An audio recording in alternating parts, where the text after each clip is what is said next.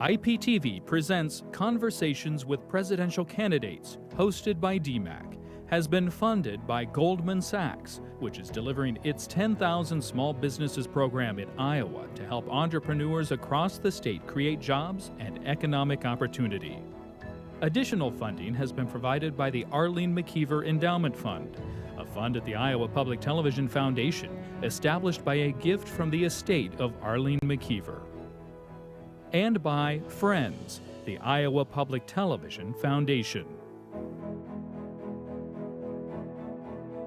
The future of the American presidency and our nation's economy are key factors in the 2020 race. In Iowa, the nation's first test for presidential aspirants, candidates face questions directly from voters, searching for answers impacting the lives of students, small business owners, and everyday Iowans. From Des Moines Area Community College in Ankeny, Iowa, IPTV presents Conversations with Presidential Candidates, hosted by DMACC. Here is Iowa Public Television's David Yepsen.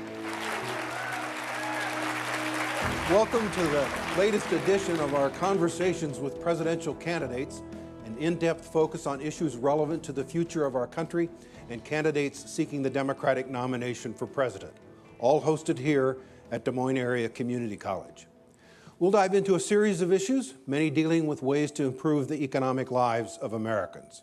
Our goal is to help people make a crucial choice in the days ahead. The questions will come from me and from Iowans seated in our audience of students, business owners, and Iowa caucus goers. We're joined now by Democratic presidential candidate Pete Buttigieg. He's the former mayor of South Bend, Indiana, and served as a naval intelligence officer in Afghanistan. The former mayor joins us today for this conversation on Iowa PBS. Mayor, welcome. It's good to have you with us. Good to be with you. We're just days away from the election, from the caucus. Many caucus goers, polls show, are looking for somebody who can beat Donald Trump. Why are you, the Democratic candidate, best positioned to get to 270 electoral votes? Well, I think in order to beat Donald Trump, we've got to be ready to turn the page. And I don't think we can defeat him with the same political approach that has brought America to this point. I come from outside of Washington. My experience in government was gathered not in committee rooms on Capitol Hill, but on the ground, solving problems side by side with residents in a city that was facing some of the toughest economic and social issues that come before Americans. I will be able to speak to a president who claims to care about what he calls the forgotten men and women, middle America and the American Midwest, but from what he's done to farmers to the economic policies that are really for corporations and the wealthy, has always walked away from those very same Americans. I'm from an industrial Midwestern community. I serve this country, and I'm not afraid to point out the difference between honoring our troops by ensuring that they are never sent into a conflict that could be avoided, and the actions of this president who thinks it's somehow pro-military to overthrow military justice and pardon war criminals. I'm ready to take him on, but also, even more importantly, ready to run a campaign that's not all about him. We win when the election is about us, is about you, and we are not going to allow him to change the subject as he always does, because we're the ones trying to get you a raise. We're the ones ready to secure health care for the future. We're the ones ready to do something about climate.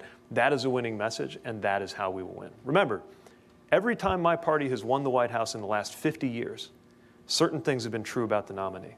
It's been somebody who was new on the national scene, somebody who either didn't work in Washington or hadn't been there very long at all, somebody with a message that was focused on values, and somebody who opened the door to a new generation of leadership. That has been true literally every single time we've won in the last 50 years. So I would argue the greatest risk we could take would be to rely on the same Washington-style politics that this president took advantage of in order to get elected.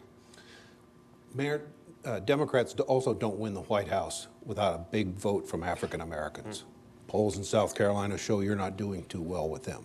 What do you do about that, and what do you say to African American voters around the country who are, for some reason, aren't supporting you? Well, the most important thing to say to African American voters is that we are never going to take your vote for granted. Look, black voters have every reason to be skeptical, not only having been often abused by Republican politicians, but sometimes feeling taken for granted by Democratic politicians, and especially in the South, where folks who are relatively new on the scene, even African American candidates for president, have struggled to get out of the low single digits with an electorate that has every reason to be skeptical. So what I'm offering is not just a set of policies designed to dismantle systemic racism that have been praised as the most comprehensive policies to do that. We call it the Douglas Plan. But more importantly, talking about how I've been working on these things throughout my time in public service. Again, not from the comfort of a television debate or a legislative argument, but on the ground, where we cut dramatically the rate of black poverty in our city, where we cut unemployment for black residents, where we empowered residents with things like an incubator for minority-owned small businesses on our city's west side, and housing policy to invest in the very neighborhoods that saw such disinvestment that they were wondering whether the city cared about them at all. And it hasn't been perfect, and we've had tremendous struggles in my racially diverse and largely low-income community too. But we have seen what can be achieved when we work side by side together, and I think it's why I'm getting the most support among minority voters from those who know me best here in the Midwest. We've got a lot of issues we want to cover today, so I'll start. Income inequality, big problem in America. What do you do about it? Well, you know, sometimes they talk about these problems like they're the result of mysterious cosmic forces in our economy.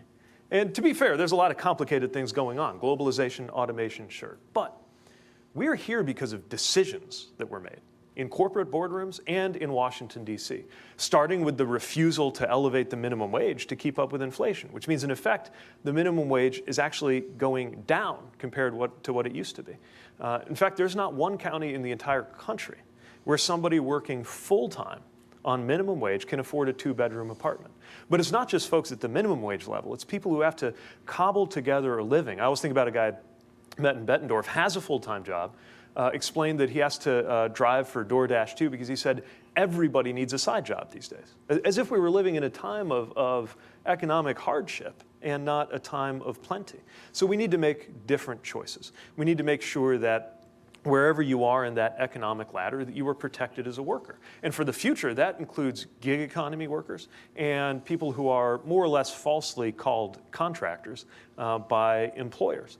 We need to make sure that we are supporting, not attacking, labor unions. You know, right now with things like right to work, it is harder and harder for workers to be able to organize for good wages and good working conditions. We need to make sure that there are supports for people to thrive through education, not just making sure that it's more affordable to go to college, and we have a plan to make sure that cost is never a barrier to go to college, but also recognizing that you should be able to prosper in this country, whether you went to college or not. And that means ensuring that we invest in apprenticeship programs in community colleges, in career and technical education that starts perhaps as early as middle school, and just make it more affordable to live in this country. We got to make sure that when wages do go up, we also look at the cost side, the price side of the cost of health, prescription drugs, the cost of saving for retirement, the cost of getting ready for long-term care. We can do something about that. And if we invest in those areas, then we can also attack income inequality. One part of this income inequality issue is what's called the racial wealth gap. People of color are not doing as well economically as other Americans. What do you do about that? Well, here's the thing. This will not get better on its own. It's not like you can just cross out centuries of racism, replace it with a bunch of policies that are neutral, and expect equality to arise. Because the harms that were perpetrated, not just in terms of the generational theft of wealth that enslavement brought, but also policy decisions made within living memory. Things from the FDR era that actually made neighborhoods more segregated and made it hard for black families in particular to take advantage of federal housing subsidies. Exclusions that meant the GI Bill didn't really reach a lot of African Americans who had served. It's going to take intention and it's going to take resources to do something about this. And that is why in the Douglas Plan, I'm proposing that we take steps like federal co-investment in minority-owned businesses that have the best track record of building wealth and creating opportunity for employees who are often employees of color who have been excluded. We've got to reform a credit system that disproportionately keeps credit away from those businesses. And we've got to make sure that we are investing in historically black colleges and universities that are building up the skills for the future professional classes of black doctors, black business leaders, and employers, and also political figures. This is something that we've got to look at through every part of our society. Housing. Most of our wealth, a lot of our wealth in the middle class is in houses. And this is one of the biggest areas where we see a huge gap. Matter of fact, African-American homeownership is at near its lowest level since the Fair Housing Act was passed in the first place. And it's why we've got to intentionally invest in the homeownership in families that have been often redlined into a neighborhood, only to find that as soon as the neighborhood becomes desirable, they're going to be gentrified right back out of it. I'm proposing a 21st Century Homestead Act that reverses that effect and allows people to build equity in the neighborhoods that they have lived in. My overall point is this. In the same way that if you save $1, over time that compounds just because of interest. In fact, $1 over 150 years becomes $1,000 for your descendants if you just left it in a bank account with 5%. If that's true for $1 saved, it's also true for $1 stolen. That is why we have a racial wealth gap, and it will not get better on its own. We have to put intention and resources into addressing it. Do you have a price tag for this, and where would money come from? Yeah, we have issued pay-fors for everything I'm proposing, whether it's the housing policies that we've proposed, which will also have to include about $400 billion in building up affordable housing and getting new units built, but also dealing with these backlogs, or whether we're talking about education, infrastructure, health. All of it can be done if we're willing to raise the revenue. And let's face it, there are a lot of folks, and certainly a lot of corporations, that are just not paying their fair share. If a company like Amazon or Chevron can make billions of dollars in profits and pay zero in taxes, a lot of times they're actually paying negative tax rates. I mean, just think, we're sitting here, individuals in this room, as a general rule, have paid more in federal income taxes in dollars than Amazon did last year. It makes no sense. And I'm not talking about going back to the tax rates of the 50s and 60s. We don't even have to go that far. We can have common sense tax reform on capital gains taxes, on corporate taxes, on individual income taxes for the wealthiest. And if we do that, there will be enough funding not only to do all of the ambitious things we're proposing, but also to finally reduce a deficit that my party should not be afraid to talk about, because we're actually the only ones with any track record of doing the right thing on it. And generationally, I think that my generation is very likely to be here when some of these fiscal time bombs go off if we don't act to make sure that we are reducing the deficit too. I want to get to some of those questions a little bit later in our interview. One of the focus that we're trying to put on issues here with this series is small businesses and their unique challenges and problems. And what do you say to small business owners? Why? What we do for them? Well, first of all, we got to level the playing field. Again, if you're a small business owner, you don't have armies of lawyers to figure out how to park your profits offshore or do other maneuvers to get to that nice negative income tax rate that your giant competitors seem to face. So we got to have a level playing field. It's also why we've got to act on benefits with more support at a national level. Think about this. One of the values of the virtues of creating what I'm proposing we do for healthcare, call it Medicare for all who want it, is that people are more free to go start a small business because you wouldn't have to be afraid of leaving your old employer and losing the healthcare that they provided. And there would be an option for your employees if you're not at the scale to feel that you can provide healthcare on your own. That's true around other benefits too. We've got to make sure that it's a more user-friendly world for the folks who are creating these kinds of small businesses. And that means making sure that the federal government looks at how our processes work, from paying taxes to how you can get support from the SBA, and actually focus it where we know it can do the most good, which is those who are creating jobs and opportunities from minority communities in big cities to rural areas too. We've got a question about climate change from our audience. All right. Hi, my name is Sarah Friedman. I'm a high school senior, and I'm actually from St. Louis. I'm with a group of teachers and students that drove up here to learn more about campaigning in Iowa in action. So my question is, given the current administration's lack of regard for climate change, what policies would you put back in place or improve on if elected president? And to what degree would you prioritize actually acting to reduce emissions and re-implement pro-environmental policies? So this is the issue of our time. I consider it to be the global security issue of our time, because this really is a life or death issue. And it's everything from river cities in Iowa, or where you live in St. Louis, or in my own hometown of South Bend, where we've now had once in a millennium floods twice in 2 years. Or whether you're looking across the world to a place like Australia, where there are literally tornadoes made of fire. We can no longer talk about this as a theoretical possibility or something far off in the future. It is here, it is now, and it is going to get worse. So what do we do about it? Well, needless to say, we've got to reverse disastrous policy decisions made under this administration. For example, rejoining the Paris Climate Accord, that is something we should be ready to do on day one. But that's just the beginning. I've got a plan to make sure that we take the steps immediately and in the longer run so that by the middle of the century, we are a carbon neutral economy.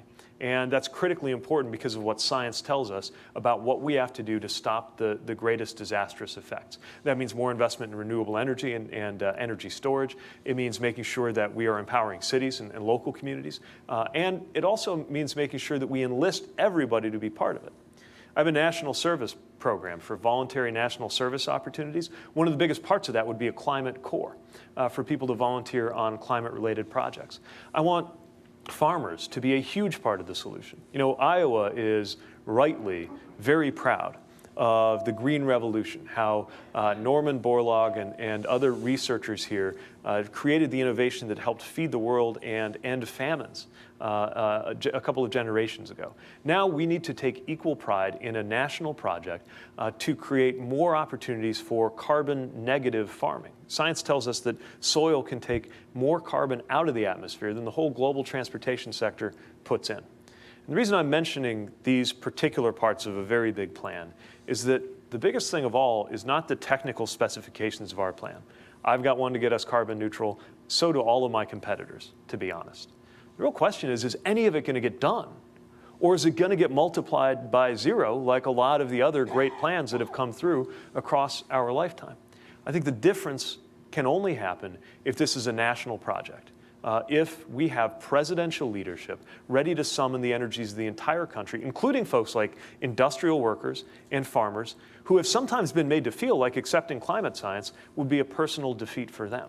We need to demonstrate how the 3 million net new jobs we're going to create will benefit some of the very same people who have been given reasons to fear doing the right thing. If we do that, we'll not only tackle this issue, but in rising to meet that national project that we have to do and leading the world in doing something about it, we can also recover a measure of credibility as a country and pride as a people. Mayor, let's flesh this out a little bit because you're right, it is an important issue. Part of this a carbon tax of some sort? Yes. How would it work? So the way I would set it up is that we would assess a tax on the price per ton of carbon, and it would escalate over time. But this is really important.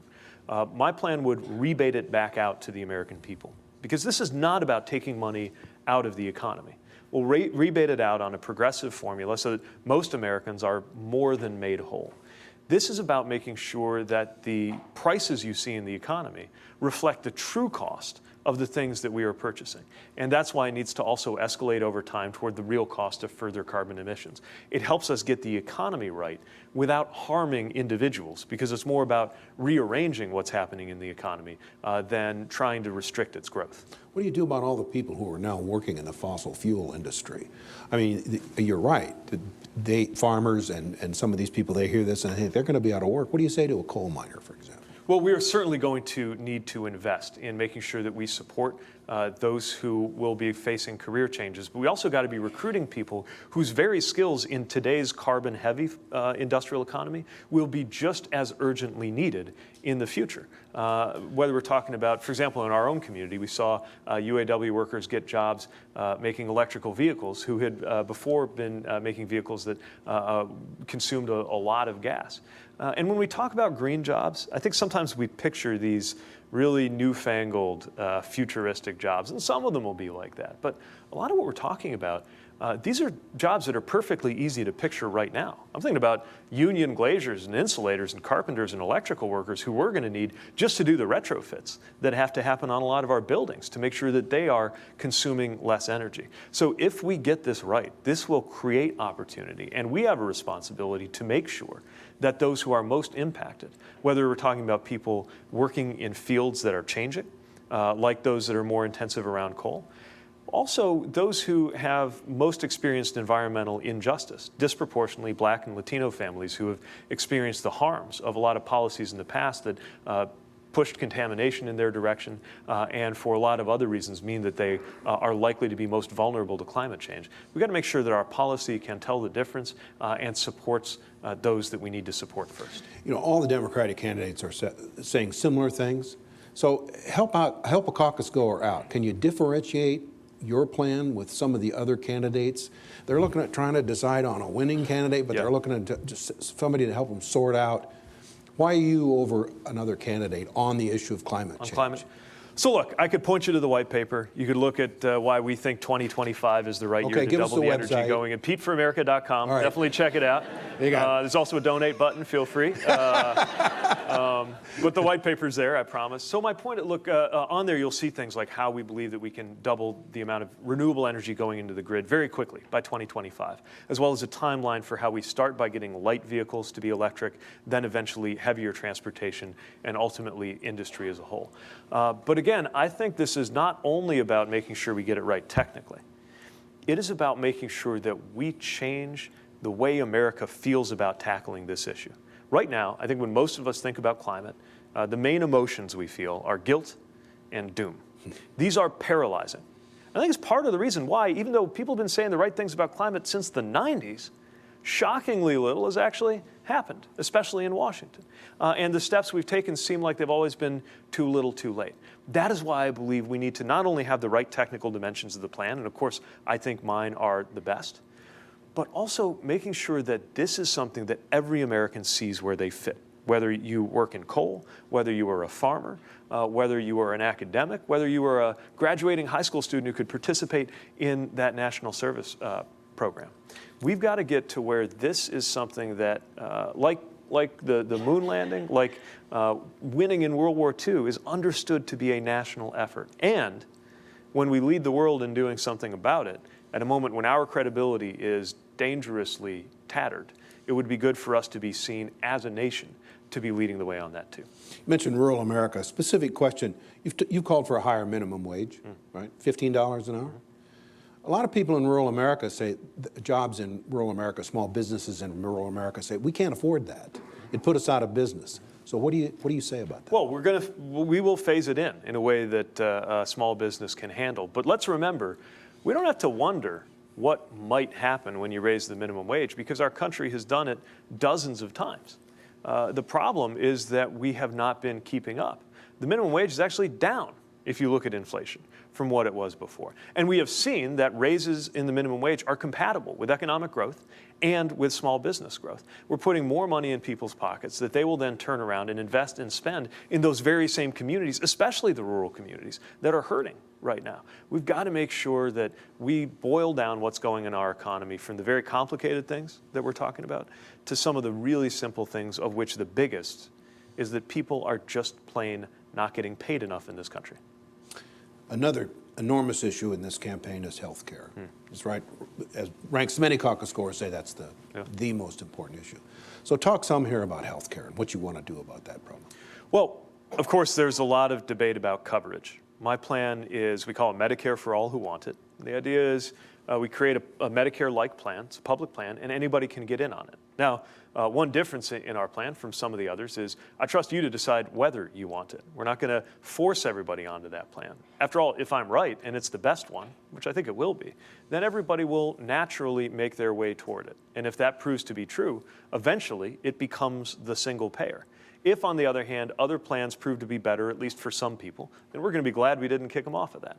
So that's how we solve the coverage issue. That way, there's no such thing as an uninsured American, and we allow people to maintain and preserve their choice.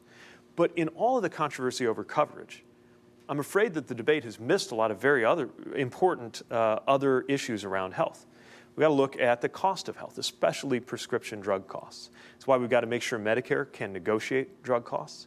It's why we've got to make sure that we hold drug companies accountable when they raise the prices on drugs, some of which you need in order to live, not because they have to, but because they can. And it's why we've got to make sure that we are investing in innovation for the future. Costs also coming from hospitals, which is why we've got to control surprise billing. And I'm proposing a monthly out-of-pocket cap. Here's why it matters that it's monthly, which is different from the other plans. Many people have been in this situation of having to delay a procedure or filling a prescription so that it happens in the right month because of when you hit your cap on your insurance plan. It makes no sense medically. Most of us don't experience the economy on a yearly basis. It's monthly. That's when the bills come in. And so should the monthly cap, which I'm proposing, be $250.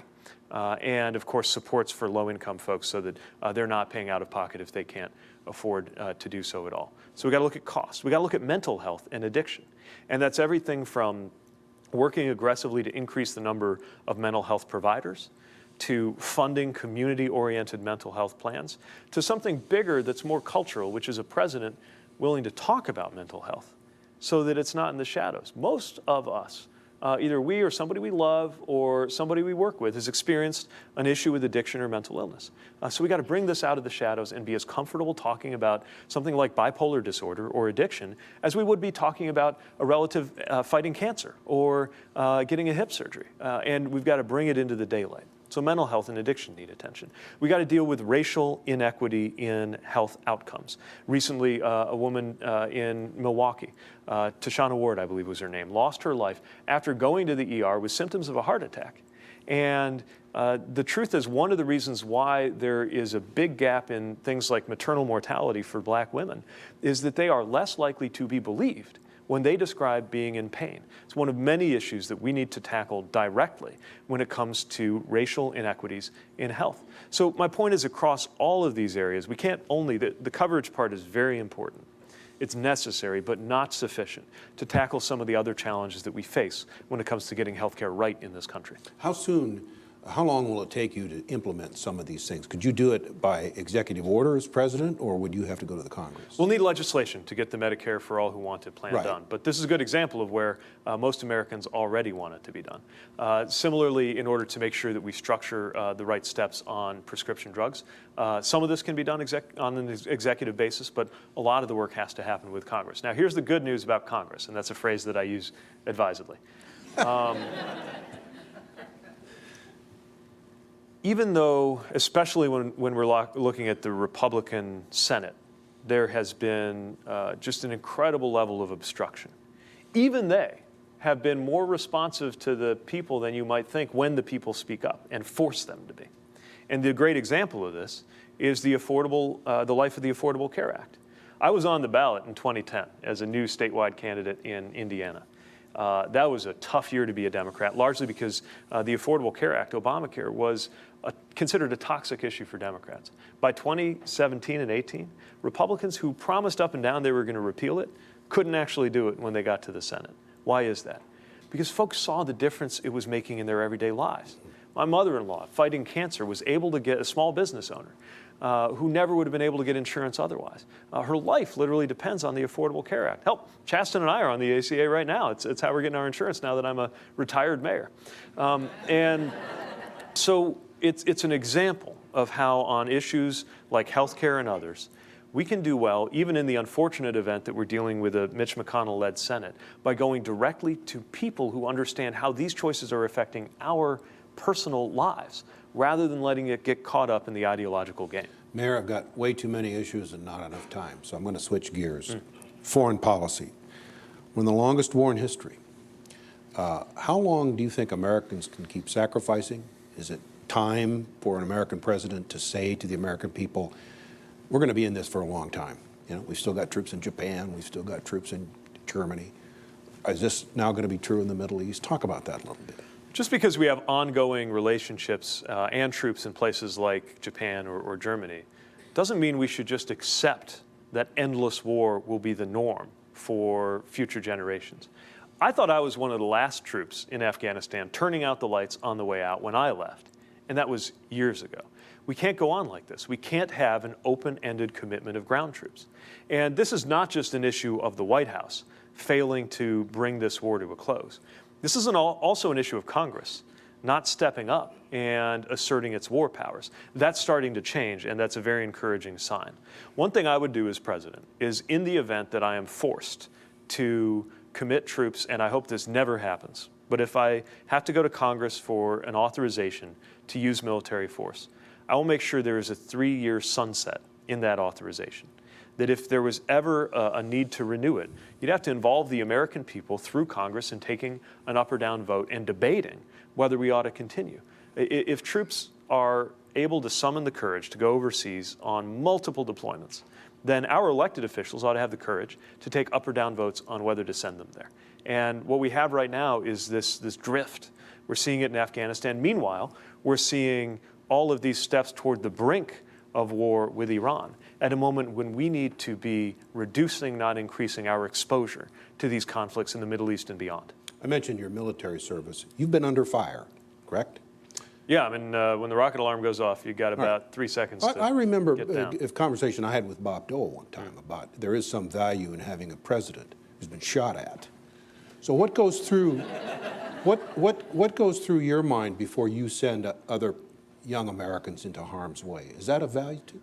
Yeah, I think it is. And look, let's be clear, I'm not a Navy SEAL, but you know, we took a lot of rocket fire on bases where I was.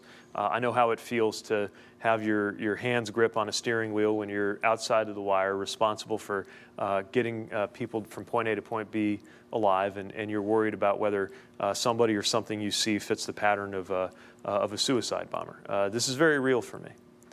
And I do believe there is value in someone in the Oval Office understanding what's at stake, understanding at a personal level what's at stake, when decisions are made that could send people into a conflict. Because the reality is our troops will do whatever is required of them. I recently, just a few days ago, by chance, ran into someone I served with, hadn't seen since she was injured in an insider attack while we were both deployed in Afghanistan. And just to give you a sense of the spirit that the folks who serve us have, she's still active. She's still in the military. She's wearing a Wounded Warrior T-shirt that says "Some Assembly Required." And when I asked her how she was doing, she cheerfully picked up her knee and tapped on the prosthetic from where they couldn't save her leg. And she is looking forward to her next deployment because it's her job. She deserves a president who would never allow her to go into harm's way if there were any alternative. And that perspective is needed in the White House, especially when we got a president who thinks that strength is the same as the chest thumping of the loudmouth guy at the end of the bar. A lot of times, strength is in judgment, it is in restraint, it is in seeing through the consequences of a decision that is made. To feel comfortable with the impact on my friends who are being deployed again and again, of the decisions, for example, the president's decision on Iran, you'd want to believe certain things were true. You'd want to believe that he carefully and thoroughly read the intelligence before making a decision. You'd want to believe that he consulted members of Congress from both parties to ensure that this is not being treated as a partisan issue or decision. You'd want to believe that as much as responsibly possible, he would have engaged our allies who have life or death relationships with us. And you would want to believe that he carefully thought through every consequence of every move and countermove that could happen. Does anybody think that's what Donald Trump did when he made these latest decisions? I don't feel that way, and it's one more reason why somebody who understands the gravity of these choices ought to be in the White House. Another issue in this campaign is immigration. What do we do about it? Well, first of all, we've got to recognize that immigration is good for America. I, until recently, was mayor of a city that was described as dying just a decade ago, largely because of losing population after the factories closed. And now it's growing, not by a huge number, but it's a big deal for us. If it weren't for immigration, that wouldn't be true at all. And our original growth came about through immigration. And so we need to recognize that we're talking about the lifeblood of the country, in addition to the moral imperative of ending the humanitarian catastrophe at the border of things like family separation or for-profit detention facilities for children, something that will not exist when I am president. But it's also about fixing an overall system that can lift up our communities. I've seen it right here in Iowa. The 4th of July parade in Storm Lake, not an area of Iowa that's probably known for being super progressive politically, but folks there absolutely understand the importance of immigration. They have a parade of nations with more than 20 floats of the different countries of origin of the people who are helping keep the rural economy going. But Mayor, what do you say to a voter who says, You're right, immigration is important to this country, it's important to our economy, but we're just getting so many, and the borders are too wide open. What do you say to those voters? You know, there's this idea that you either got to be for kids in cages or for open borders, and it's just not true. Look, one of the reasons why we have 11 million undocumented immigrants in America is that our economy needed 11 million more people than our rusty immigration system was capable of processing and taking in lawfully. It didn't just happen. There was a need for people in our economies and in our communities that I think is actually especially well understood in parts of the country, though they are conservative, where we are not just hurting for jobs. More than anything, we're hurting for population. And that is why we've got to fix the system, and most Americans agree. Most Americans understand that we need to create a pathway to citizenship, that we got to fix lawful immigration, like how my dad got here, that we got to fix, in particular, create citizenship and protections for dreamers who are here, who this is the only country that they know, and who have so much to contribute. And that we've got to make a lot of refinements to the economics of it all. In other words, what I would do is, instead of having to go back to Congress, which you only apparently get to do every 30 or 40 years because they hesitate to act, let's have a 2-year timetable for reviewing things like work-based visas so that we're having the right level of flows that make sense from an economic and a national population and security perspective. We can handle these things without continuing down this status quo that doesn't work for anybody. And let's remember one other thing. When I think about this a lot as we're building up population in our city, what you might call an immigrant, you might also call a taxpayer. And when we create a pathway to citizenship, we are making it easier for people who are already living among us, contributing to our communities, to fully contribute to, as well as benefit from, citizenship in the United States. And there is more than enough room for us to have a healthy level of immigration continue as we have at our best moments as a country. Another issue on the table is trade. What's next after Congress has passed the USMCA Trade Act? What's next? Well, what we've got to do is have a strategy for trade that actually puts American workers and farmers and consumers first. It's hard to believe there was any strategy at all in the president's trade wars. Calling Canada a national security threat, it just doesn't make sense. Poking China in the eye to see what'll happen. And of course, what happened is they poked back. And that came down on the backs of American soybean farmers, consumers who are paying more for our products, at a time when we need to be finding more export markets for the best in the world things that we grow and produce here in America. But how do you keep the Chinese from stealing our intellectual property? Well, that's a big problem. Intellectual property issues, also the state subsidies. Look, they have a fundamentally different system than we do. And they're not going to change it just because we asked. We got to find areas of overlapping interest. And we got to recognize in other areas, we probably have to disentangle a little bit. Because unlike Canada, there really is a security concern when it gets to things like components going into our electronics and wireless systems, or things we need as part of our pharmaceutical supply chain, relying too much on China for that. So it has to be smart, it has to be strategic. We don't have to choose between free trade and shutting out the entire world. We've got to do it in a way that's actually going to benefit folks at home who just want to know that we're going to continue to have economic opportunity.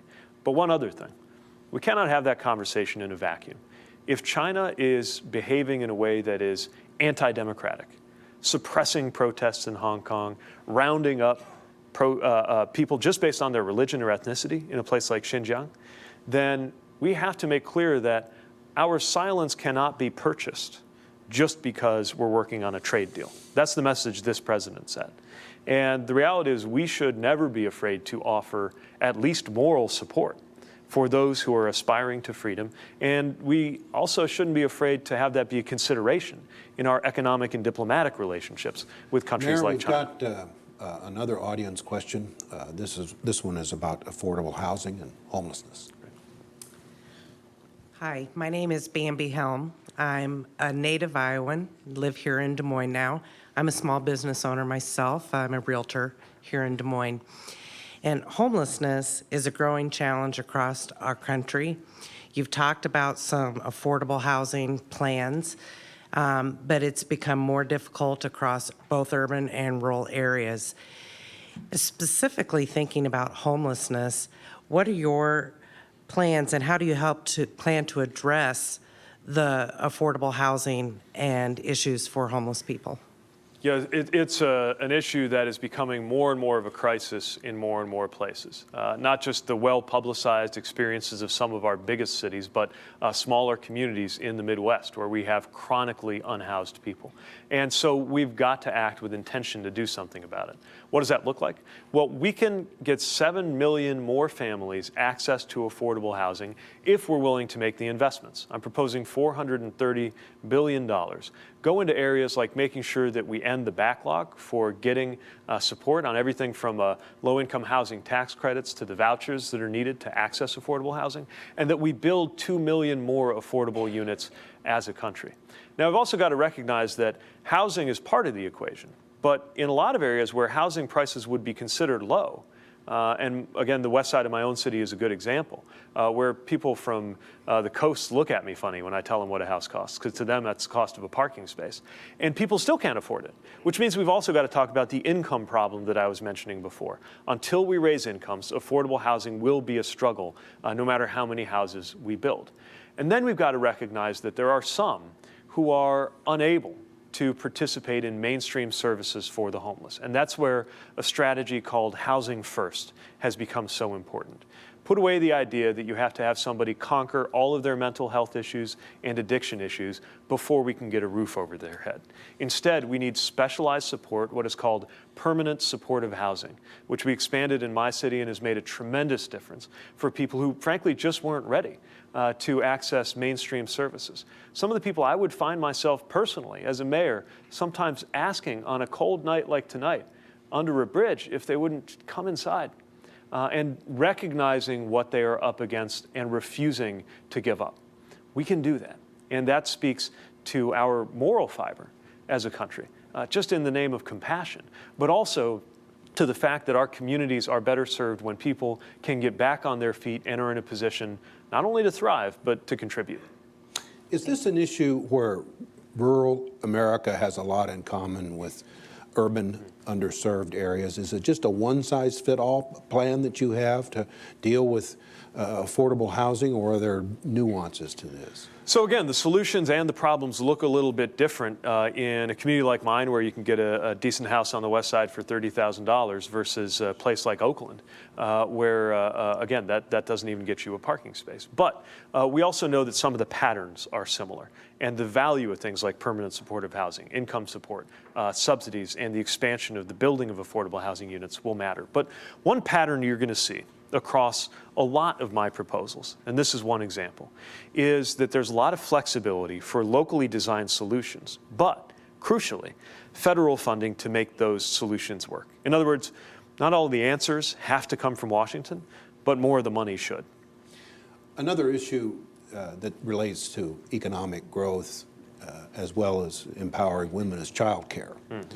What are your thoughts about programs to help provide more child care in America? Well, it's clear that child care has become unaffordable for so many in America, including right here in Iowa. We've seen evidence that a typical family might face up to 40% of their income, if it's a single-parent household, going into child care. I've met people who I've met women in particular who are professionals who find that they are working. All of what they earn goes into the child care that they have in order to be able to work. And this makes no sense. The best estimates on what amounts to an affordability threshold for child care is that it ought to be 7% of your income or lower. And so we're going to set that as the benchmark. That child care ought to be free for those living at or near poverty and should not rise above 7% of the income of somebody who needs it. How do we deliver that? Well, that's where we've got to make sure that we have federal funding, tax credits and voucher support going into the ability of families to pay, but also making sure we deal with child care deserts where there aren't that many providers to begin with. Why aren't there many providers? Well, for one thing, people aren't getting paid enough, right? We know that people with that critically important job of providing care or education even for children in their earliest years are not getting compensated at a level that would even keep them far from the poverty line. It's why we need a higher minimum wage overall, but also we need to create more career pathways for people in that field to build it up as a profession. And we need to support the development of increased quality, as well as expanding the number of seats, so that we have a system that can truly support every child, even as we make sure the funding is flowing into it so it's affordable for parents. Another huge issue in America, and it seems to be an intractable problem, is gun violence. What are your thoughts about what to do? Well, I'll tell you, as a mayor, often your darkest moments are when you are consoling loved ones of people who have been lost to gun violence. And it is dispiriting to see how this problem has persisted and grown in our communities. Mass shootings that shock the conscience that we see on the news, and just as many as we lose in those mass shootings, more in fact, being lost to everyday gun violence in our communities. Plus, I think it's time to name gun suicide as a form of gun violence, because that is something that other countries don't experience at this level. Okay, so what do we do about it? Yeah. Well, common sense. Look, this is a great example of how broken our politics are, is that not only most Democrats, but most Republicans, most gun owners agree that we should at least be doing background checks and closing loopholes, like the Charleston loophole that lets somebody get the gun anyway if the background check is late. We got to enact red flag laws, be able to disarm domestic abusers, and take action when loved ones identify that somebody that they know and love could be a danger to others or themselves. And there are weapons that are disturbingly similar to the kinds of weaponry that I trained on in the military. They have no business being sold for profit anywhere near an American school or church or mall. We've got to take these steps, and America is ready for it. It's just that a majority of the American people can't seem to be reflected as a majority in the American Congress. Matter of fact, this is an example of one of many issues that, at least as far as background checks go, passed the House, and Mitch McConnell's Senate is killing it. A president who is determined to make sure that that happens would not allow Republican senators to get away with killing a piece of legislation that is not only in line with what I as a Democrat think we ought to do, but what their own Republican constituents expect of them. Because this is moving beyond a partisan issue, especially on the basic common sense steps we have to take. Some will say, well, it wouldn't have prevented this incident or that shooting or this tragedy. But that's not a reason or an excuse to do nothing. We can save thousands of lives every year with these common sense measures, and shame on us if there is yet another generation experiencing school shootings. Another issue looming in America is the growing amount of student debt. How do we reduce that? What's your plan? Yeah, this one's pretty personal. I'm married to a teacher, and as a household, we have six-figure student debt ourselves. And I've seen how this is restricting the opportunities of people to pursue prosperity in their own lives. There are several things we need to do on the front end and after the fact. Let me start with after the fact. We need to expand the generosity and the user-friendliness of things like loan forgiveness for public service. It exists, but the program is so hard to take advantage of that more than 90% of people who try find that they actually don't get the loan forgiveness that they were hoping for. So we got to make sure that that program is made much more user-friendly, and that we expand what counts as public service. For example, to me, if you're a mental health provider in a rural area that doesn't have enough, that's public service, even if you're not technically working for government or a nonprofit organization. And so as we do that, that will create a clear route for relief on debt, as well as supporting things like income-based debt repayment and relief for those who are unable to pay. But let's make it more affordable in the first place. I got a plan that would make public college tuition free for the first 80% or so of Americans. Now, I do believe that if you're in those top income brackets, you ought to be able to pay your own tuition. I'm still wishing you well. I just think there are other uses for those tax dollars than covering your tuition. But for those for whom it could really be a barrier, we're going to take that barrier away. And we also got to recognize this isn't just about college tuition. This is about college completion. And the cost of living can make it harder for people to complete college. Just being able to get food and transportation and housing and other things you need while a student. That's why we got to expand Pell Grants and supports to make sure that those who are enrolled in programs succeed there, especially minority students and first income students who are up against more hurdles. The worst situation you can be in is to have debt and not have a degree. And far too many have been left in that situation, either by unscrupulous for-profit so-called colleges or by a system that wasn't ready to make sure that people succeed. Talk about a problem at one end of the age spectrum with student debt. I want to go to the other end and talk about Social Security and private pensions now that are looming, that seem to be under some stress. What do you do about Social Security and private pension? We got to make sure that every American can retire and thrive. And that's what Social Security was supposed to be about. Now, there's this idea going around that Social Security won't be there in the future. There's no way to save it. It's going to be insolvent unless you cut benefits. And it's just not true if we're willing to raise revenue. How do you do it? Well, lift the cap on income over $250,000 and collect Social Security taxes on that too. That and a couple other minor moves that have nothing to do with cutting benefits get you there. Get you there to where it is at least solvent into the 2050s when I expect to be collecting Social Security. So I got a selfish interest in making sure we get that done too. Now, on top of that Social Security layer, I'm also proposing that we create a public option 401k. See, healthcare is not the only place you can do a public option that'll make a difference. That has an employer match at 2-to-1 and allows people to build both a rainy day savings account and savings for retirement so that they can thrive over and above that baseline, that bedrock that Social Security has to be. Why don't you eliminate the Social Security tax on, say, the first $20,000 of income or $25,000? It's been done before in this country. Wouldn't that empower a lot of people at the lower end of the spectrum? Well, I think there are a lot of steps that we've got to take in order to make sure that people with lower incomes are more supported. And everything from our tax structure to what I'm proposing we do with wages will help with that. But I also think it's important to remember that Social Security is not, even though the word entitlement gets thrown around a lot, this is something that everybody buys, everybody pays into, and that's part of what keeps it stable and well supported across America. Private pensions, though, elaborate some on that. There are many businesses that are going to be dumping their pension problems on the Pension Benefit Corporation. Right, and this is why pending legislation like the Butch-Lewis Act are so important, that reinforce these, especially multi-employer pensions and benefits. Look, we're talking about folks who did the right thing, did what was expected of them as employees, and now face the risk of having the rug pulled out from under them. We can't allow that to happen, and it's why we've got to make sure that funding and legislation promotes stability for those multi-employer pensions. We've got just a few minutes left. Debt and deficits. It seems like that was a big issue a while back, and now nobody seems to talk about it. Glad you asked. I love talking about it. And here's why. First of all, I'm a millennial, and I'm old enough to remember when Republicans in Congress talked about deficits all the time. And then they revealed that they don't actually care when it comes time for legislation. Under this president, there is $1 trillion deficit. So it means that I think my party really needs to own this issue.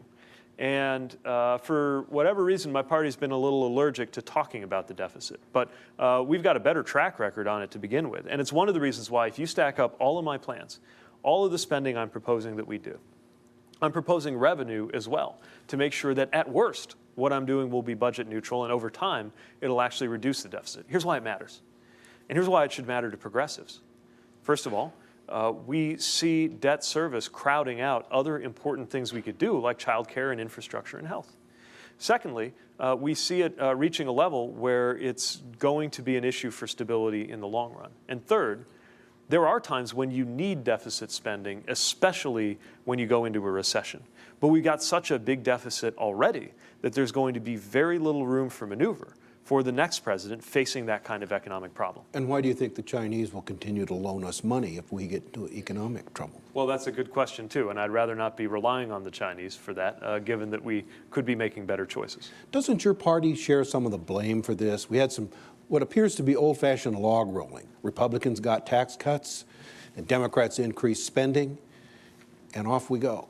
Well, certainly there's some blame to go around, but let's be clear about this. I believe it's the case that every Democratic president in my life has seen deficits go down on their watch, and every Republican president in my life we've seen the opposite. So certainly, at the very least, the idea that the GOP is the more debt-responsible party just doesn't hold up to the facts. So what do you want to do about tax policy? Well, what we've got to do is make sure that we are paying for what we propose to offer. You know, sometimes people talk about taxes in a vacuum. You know, just what should the tax level be? Which to me is like going to a car dealer and just looking at the prices, but not the car that goes with each price. We got to talk about these things together. Taxes are what we are forced to collect in order to fund the things that we seek to do. And that's why there's a match in my proposals on why we're raising the revenue and then what we plan to use it on. Now, within that, we have choices, very real choices, over who pays and how much. And the bottom line is that the wealthiest are now paying less proportionately than working class and middle class folks. It makes no sense, and it's got to change. That's why we need a higher marginal income tax rate for the top brackets. It's why we need greater enforcement on the tax laws that are on the books. It's why corporations need to be held accountable. And it's why we've got to roll back the Trump tax cut that mainly benefited corporations, that was not needed, and that contributed to this spectacularly large deficit. We've only got a minute left. What have I overlooked? Is there anything here that... 1 minute to go around the world. What do you want caucus goers to remember about you as they head out on caucus night? So to me, more than anything else, it's about the day after Donald Trump. Hopefully I've already made the case for why I'm the best nominee to beat him. But also, remember, by definition, this is a contest for who is going to be the president to lead us into the era that will come next. A time when these issues will be more burning than ever, from climate to gun violence to racial and economic inequality, and a time when we're going to be even more divided as a nation than we are now. I'm going to be the president who can help pick up the pieces, who can help unify a country that is more grounded in our values than you would know from looking at places like the United States Senate, and making sure that we get Washington to respond to us and our values and our priorities rather than the other way around. I know that it is exhausting to watch the news right now, especially the national news. Things going to the Senate, talked about like a foregone conclusion, but the beauty of 2020 is it's up to us, and I'm ready to make that a reality. And I have exhausted all our time. Thank you, Mayor. Thank you. Good to be with you.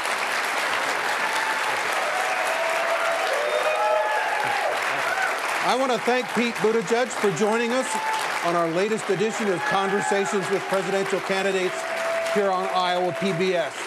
For our audience of Iowans and our entire Iowa PBS crew here at the Des Moines Area Community College, I'm David Yepsen, and thanks for joining us today.